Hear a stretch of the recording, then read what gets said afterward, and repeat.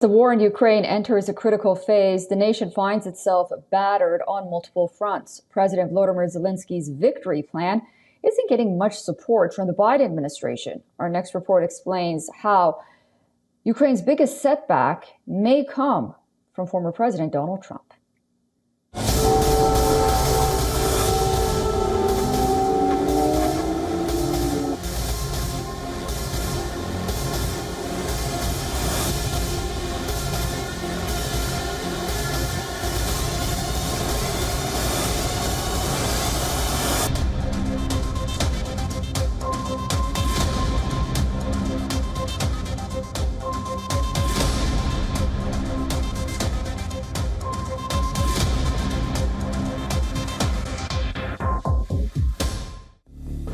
Kramatorsk, Kharkiv, Kherson, and Kyiv.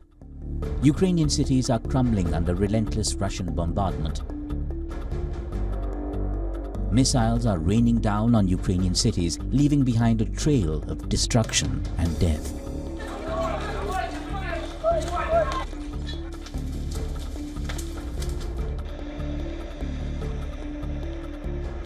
Russia's precision-guided bombs and glide bombs are tearing through Ukraine's defenses.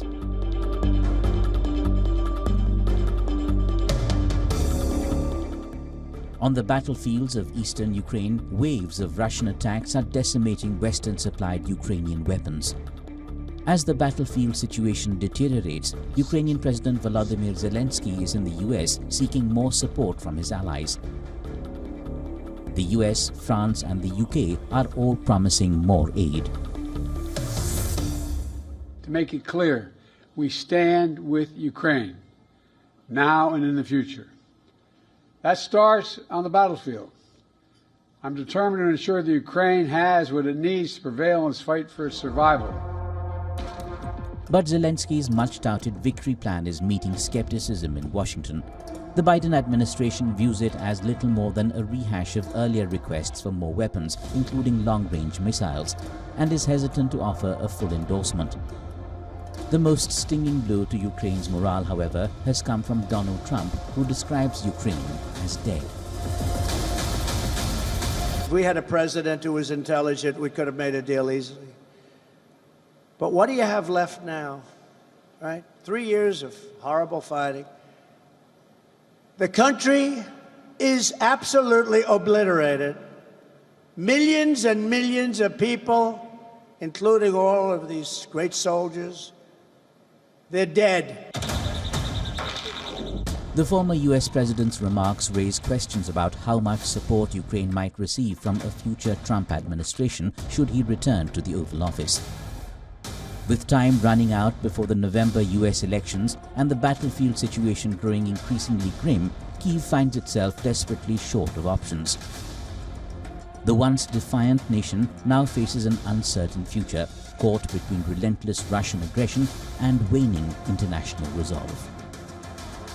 Bureau Report, WION World is One.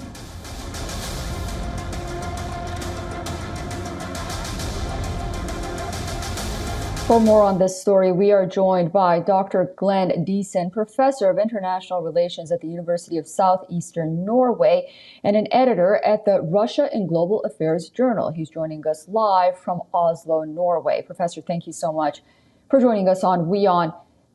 Former President Donald Trump seems to be the biggest hurdle for Ukraine moving forward. He made a statement that Ukraine has demolished and dismisses its defense against Russia. What are your thoughts on that? Well, he's probably correct. I mean, I think it's reasonable to compare this to the Afghanistan papers, in which NATO was losing the war, yet for years and years NATO effectively lied to keep the war going. And I think the same is true for Ukraine. That is, NATO and Zelensky are keeping a war going that has effectively already been lost. We see, as you covered on your report, the critical shortage of manpower, armored vehicles, ammunition, aircraft, air defenses, electronic warfare. Of course, the West offers to send more money, but the public support is waning. The West doesn't have the weapons to send. It can't really ramp up production sufficiently. And the manpower, of course, is the key problem. Now, as Ukraine's defenses now continue to collapse, it's reasonable to expect that these casualties will continue to escalate quite rapidly. So it's absolutely horrific what's going on, and Ukraine is devastated. This can't really be reversed. So the reality is the longer Ukraine waits to make a deal, the more death, destruction there will be, and probably the worse the deal will be as well. So I guess Trump isn't incorrect by saying that, Ukraine is finished, and we should be looking for a diplomatic solution rather than continuing the war. Yeah, and it's a curious name, a peace plan by Volodymyr Zelensky. But when we look into it, at least what we know is that it wants permission for firing long-range weapons inside Russian targets, and it also generally just wants more funding. Do you think that President Biden will give the nod for Ukraine to attack inside of Russia with long-range missiles in light of Moscow's changing nuclear doctrine? I don't think they will, but of course there's been so many escalations. I could be wrong, but the peace plan seems to suggest they should become members of NATO. The U.S. should start launching attacks deep inside Russia, and overall supply much more weapons. Now, I don't see that happening for two reasons. One, I don't think the long-range missiles will make much of a difference. So the benefits are limited while the costs are immense. We usually say that they want permission to strike Russia, but in reality, these weapons, they are not just American weapons. They must be operated by American technicians and soldiers, and they will be guided by American satellites. So it would, in effect, be an American attack on Russia. So it's a little bit the similar way as Israel tries to pull U.S. into the war there. Zelensky is trying to pull Americans into the war against Russia. But of course, this meets the threat now of a Russian nuclear retaliation.